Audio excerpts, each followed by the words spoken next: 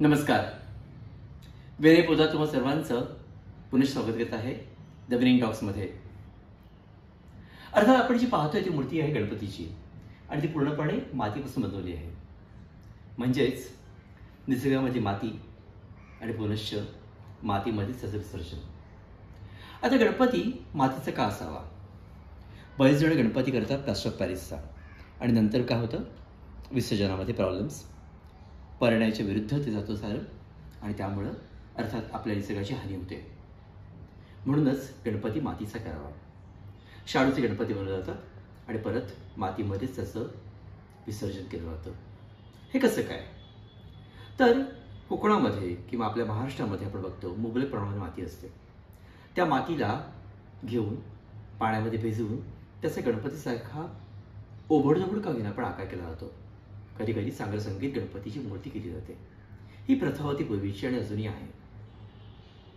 आणि यामुळे होतं काय, त्या मातीपासून जो गणपती बनतो तो स्वतःचा आपला असतो, कारण आपण त्याच्या मागे मेहनत घेतली असते बनवण्याची. आणि त्यानंतर काय होतं, त्या गणपतीची षोडशोपचारे पूजा केली जाते. त्यावरती गंध, दूध, दही, तूप यांचं नैवेद्य दाखवलं जातं. त्यावर ते दूध, तूप आणि मध चढवलं जातं.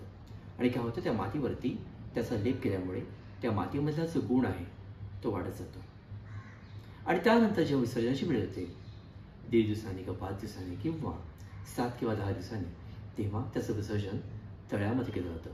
ते पण वरच्या तळ्यावरती, जिथे विसर्जन केल्यानंतर त्या गणपतीची माती पुनश्च पाण्यामधून वाहत वाहत खालच्या पाठच्या जमिनीमध्ये पोहोचते.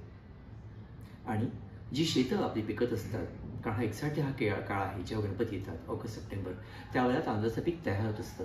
त्यामुळे त्या शेतामधल्या असलेल्या पिकांना एक मुबलक प्रमाणामध्ये सत्व मिळतं. त्यामध्ये जीवाणू जे वाढतात ते जीवाणू आपल्या शेतातल्या तांदळाच्या शेतीकरता उपयुक्त असतात. म्हणजे निसर्गाने दिलेली माती, त्यामध्ये असलेलं देवत्वाचं वैशिष्ट्य आणि त्यानंतर त्यावर वाहिलेलं दूध, तूप, गंध यामुळे जमलेली सुपीक अशी माती आपल्या पिकांना मिळते आणि त्यानुसार त्याचा केवळ फायदा निसर्गाला होतो. म्हणूनच मी म्हटलं होतं की आपले जे जनावर आहेत ते निसर्गाशी आणि सायन्सशी एकरूप झालेले आहेत. म्हणजेच जर मातीपासून गणपती बनवला तर प्लास्टर ऑफ पॅरिसचे सर्व दुर्गुण आणि प्रॉब्लेम्स खतम होतील. आणि म्हणूनच पुढच्या वर्षी का होईना आपण परत एकदा मातीचाच गणपती आणा आणि त्याची पूजा करा. नमस्कार. विनय.